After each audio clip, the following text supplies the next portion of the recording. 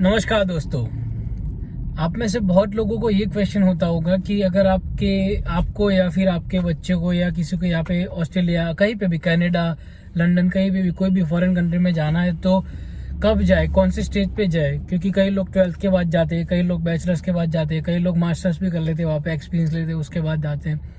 तो बहुत सारे अलग अलग रास्ते यहाँ पे ऑस्ट्रेलिया आने के। उसमें से सबसे अच्छा स्टूडेंट वीज़ा है। ज़्यादातर लोग वही पसंद करते हैं कि स्टूडेंट वीज़ा लेके ऑस्ट्रेलिया या कनाडा कहीं पे भी चले जाए।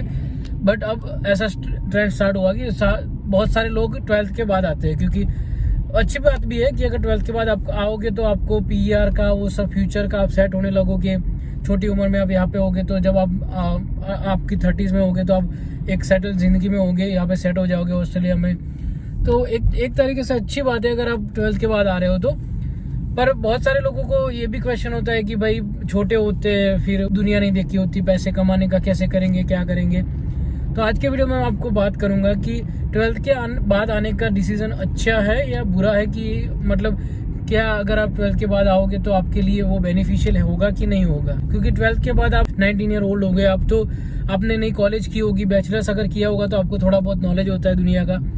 तो 12th के बाद आने वाला डिसीजन एक तरीके से अच्छा है। क्योंकि 12th के बाद अगर आप आओगे तो आप सेटल होना स्टार्ट हो जाओगे, आप अपना पीआर जल्दी ले लोगे, आप यहाँ पे ऑस्ट्रेलिया में सेटल जल्दी हो जाओगे। तो आप अपनी 30s में होगे तब आपको एक बेनिफिट रहेगा कि जो लोग मास्टर्स या वो करके अपना थोड़ी जॉब करके वो सब करके यहाँ पे ऑस्ट्रेलिया में आते हैं इंडिया से या कोई भी कंट्री से, तो उनको ये प्रॉब्लम होता है कि वो 30 से 40 के बीच में जब होते हैं तो तब उस टाइम पे भी वो लोग सेट हो रहे होते हैं। क्योंकि उनको पीआर का टेंशन होता है, फिर उनके बच्चे होते हैं, उनको सबके साथ शेयरिंग में रहना पड़ता है। तो वो सारी प्रॉब्लम्स है अगर आप लेट आ रहे हो तो। बट अगर आप जल्दी आ रहे हो तो भी बहुत सारी प्रॉब्लम्स है। जैसे कि अगर आप जल्दी आ जाओगे तो जल्दी आने की वजह से आपको एक ये प्रॉब्लम होगा कि आप छोटी सी उम्र में यहाँ पे आ रहे हो। तो छोटी सी उम्र में आने की वजह से आपको दुनिया का इतना नॉलेज नहीं होगा कि आपको कहाँ जाना है, किसके पास रहना है। तो आपकी वजह से, बच्चे की वजह से मम्मी पापा टेंशन में आ जाते हैं कि भाई हमारा लड़का या लड़की गई है बाहर पढ़ने के लिए पर उनको कोई सपोर्ट नहीं है, उनको कोई जॉब नहीं मिल रही है। और स्टार्टिंग में कोई भी आएगा, स्टार्टिंग में थोड़े टाइम के लिए तो जॉब नहीं, मतलब मिलना बहुत मुश्किल है। जैसे कि मैंने बताया कि अगर आपका लक अच्छा हुआ तो आपको जल्दी मिल जाएगी, पर नहीं तो थोड़ा बहुत टाइम तो सबको लगता है। कोई भी हो, कोई भी एज में आया हो यहाँ पे, सबको थोड़ा बहुत टाइम तो लग ही जाता है जॉब ढूंढने के लिए। तो जॉब ढूंढने के लिए जो टाइम आपको लगेगा यहाँ पे, उस टाइम के लिए आप और आपकी फैमिली बहुत टेंशन में रहोगे। स्पेशली अगर आप 12th के बाद आ रहे हो तो। अगर बैचलर्स एंड मास्टर करके भी आ रहे हो तो भी अगर आपकी फाइनेंशियल कंडीशन इतनी अच्छी नहीं है तो फिर भी आप टेंशन में तो रहोगे अगर जॉब नहीं मिल रही तो। बट अगर 12th के बाद अगर आप आ रहे हो तो आप मतलब 19 ईयर ओल्ड बच्चा अगर होगा तो उसको, उसके माँ बाप को टेंशन तो होगा ही। तो वहाँ पे बैठे बैठे उनको टेंशन होने लगेगा। जैसे कि मुझे एक भाई थे, उनका मुझे मैसेज आया था, सुमित भाई था। सुमित भाई का मुझे मैसेज आया था कि भाई मेरा बच्चा वहाँ पे है तो अगर वो खुद से उसको जॉब नहीं मिलेगी और हम भी पैसे ना भेज पाए तो क्या होगा, वो डिपोर्ट हो जाएगा।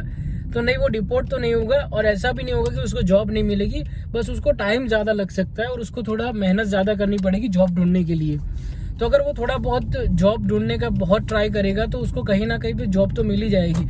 यहाँ पे ऐसा कोई नहीं होता जिसको 6-7 महीने तक जॉब नहीं मिली, छोटी मोटी तो मिल ही जाती है। तो आपको ये माइंड में तो रखना ही पड़ेगा कि पहले 1-2 सेमेस्टर के लिए या पहले थोड़े बहुत महीनों के लिए आपको अपने घर से पैसे चाहिए ही होंगे फीस पे करने के लिए और रहने खाने के लिए, अगर आपको जॉब नहीं मिली तो। और स्पेशली अगर आप छोटे रीजनल्स में जा रहे हो, अगर आपको ऐसा लग रहा है कि भाई आप छोटे रीजनल में जाके पीआर जल्दी ले लोगे, बट ऐसा मत सोचो कि आप एक ही तरह पे सोचो कि भाई पीआर जल्दी लेना है। पीआर के साथ साथ आपको सर्वाइव भी करना है। अगर आपको जॉब नहीं मिली तो आप सर्वाइव नहीं कर पाओगे, तो आप मेंटली डिप्रेस रहोगे। तो उससे अच्छा है कि आप रीजनल में मत जाओ, आप मेलबर्न, सिडनी, कोई बड़ी सिटी में जाओ जहाँ पे आपके पहचान वाले हो, वहाँ पे 1-2 साल रहो, जॉब ले लो, फिर उसके बाद आप रीजनल में मूव हो जाओ। जैसे कि हमने किया था। मुझे कॉन्फिडेंस नहीं था कि भाई मैं तास्मानिया जाके, क्योंकि मेरे को अपने मम्मी पापा से पैसे नहीं चाहिए थे कोई भी फीस के लिए और रहने के लिए। तो हमने फिर ऐसा ही सोचा कि भाई हम मेलबर्न या सिडनी जाएंगे, 1-2 साल रहेंगे वहाँ पे, अपने पैसे कमाएंगे, फिर रीजनल में मूव हो जाएंगे। तो हमने वही किया। हम मेलबर्न में 2 साल रहे, उसके बाद हमने तास्मानिया आए। हमको 491 वीजा मिला। ऑब्वियसली पहले से ही आ जाते तो हमको 190 भी मिल सकता था। बट वो एक कंडीशन ऐसी है कि आपको दोनों साइड पे सोचना है। तो यहाँ पे हमको दोनों बेनिफिट हो गया कि हमको फाइनेंशियली इतना प्रॉब्लम नहीं हुआ, क्योंकि हम दोनों को जॉब मिल गई थी मेलबर्न में। उसके बाद हम जब यहाँ पे तास्मानिया में आए तो हमको 1 साल के बाद PR भी मिल गया, 491 वीजा। तो हमको दोनों बेनिफिट हो गए। हमको 190 वीजा नहीं मिल गया, बट 491 वीजा मिला, और हमको फाइनेंशियली भी इतनी प्रॉब्लम नहीं हुई। और अगर आप इंडिया से डायरेक्ट यहाँ पे आ रहे हो तो दोनों चीजें सोच के आओ कि पहले आपको अपना फाइनेंशियली सिक्योर करना है, क्योंकि PR का तो आप रीजनल में थोड़े टाइम के बाद मूव हो सकते हो, एक बार आपका फाइनेंशियल स्ट्रांग हो गया तो। पर अगर आपके पास पहले 1-2 सेमेस्टर या 1-2 साल के लिए आप अपनी फीस नहीं पे कर पाओगे, या फिर अपना जो रहने खाने का खर्चा नहीं निकाल पाओगे, तो आप बहुत स्ट्रेस में रहोगे। और कई लोग होते हैं फिर उसके बाद यहाँ पे, जैसे कई सारे लोग यहाँ पे आए तास्मानिया में एक सेमेस्टर 2 सेमेस्टर है, उसके बाद फिर मेलबोर्न या कहीं पे मूव हो गए।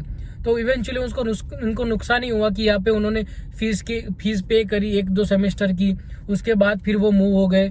तो उनको नहीं PR का फायदा हुआ, नहीं यहाँ पे आने का फायदा हुआ, कि 1 साल तो उन्होंने वैसे भी बर्बाद कर दिया।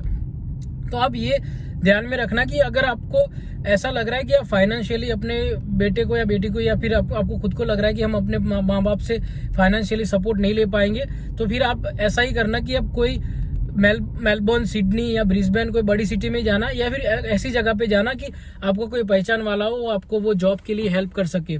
क्योंकि जॉब मिलना बहुत इंपॉर्टेंट है यहाँ पे आने के बाद, क्योंकि खर्चे डॉलर्स में हो जाते हैं, और आपको जॉब नहीं मिली तो आपको पैसे फिर रुपीस में मंगवाने पड़ेंगे।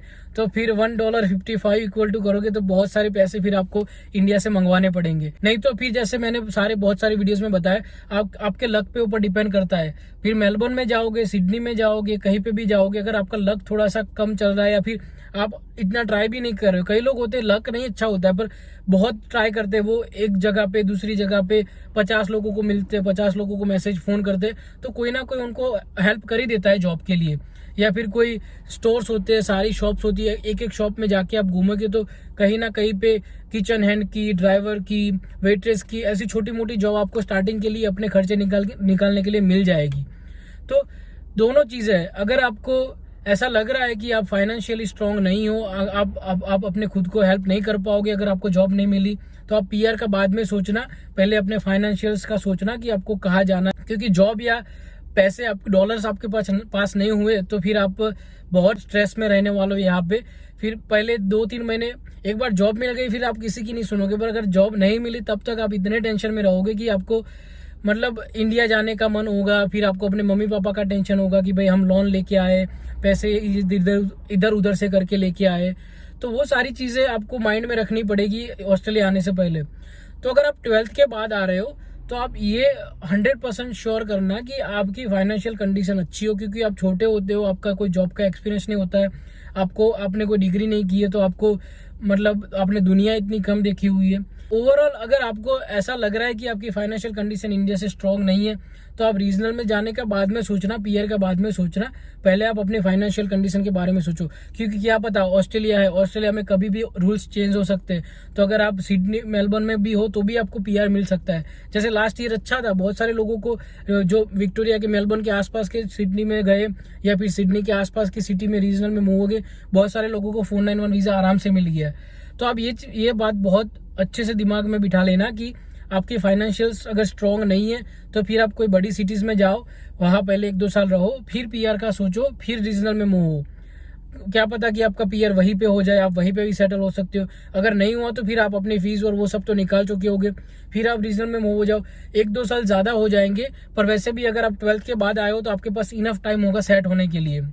तो आप अगर 19 ईयर ओल्ड की एज में यहाँ पे आ जाते हो, फिर अगर आप 29 तक भी फाइनल PR होते हो कोई भी सिटी में, मेलबर्न, सिडनी में, अगर आपको वापस रहने जाना है या फिर कहीं पे भी आप सेटल हो जाते हो तो अच्छी बात है, वो इतना बुरा नहीं है। क्योंकि 29 ईयर ओल्ड अगर आप सेट हो जाते हो तो आपके लिए बहुत बेनिफिशियल ही है, क्योंकि आप अपना घर ले पाओगे, आप अच्छी जॉब ढूंढ लोगे, अगर आपको बिजनेस करना तो आप बिजनेस कर पाओ। तो ये सब बातें आप ध्यान में रखना कि अगर आप 12th के बाद ऑस्ट्रेलिया आ रहे हो तो आपको क्या तकलीफें हो सकती है, आपको फाइनेंशियल्स का थोड़ा ध्यान रखना पड़ेगा, फिर कहाँ जाना चाहिए। तो ये इंपॉर्टेंट चीज़ है, आपको प्रॉब्लम कर सकती है। अगर आपको जॉब नहीं मिली तो आप मतलब मेंटली स्ट्रेस में रहोगे। तो आप थोड़ा सा ध्यान में रखना कि अगर आपको ऐसा लग रहा है कि भाई फाइनेंशियली स्ट्रांग नहीं हो पाओगे तो फिर मेलबोर्न या सिडनी चले जाना। और फिर अगर आपको सेल्फ डाउट हो कि आप ऑस्ट्रेलिया आके सर्वाइव नहीं कर पाओगे, क्योंकि नॉर्मली कैसा होता है कि आप 12th तक अपने मम्मी पापा के साथ रहे होते हो, मम्मी पापा का आपको सब जगह पे सपोर्ट होता है, सब छोटी छोटी चीज़ में भी वो लोग आपको सपोर्ट करते हैं।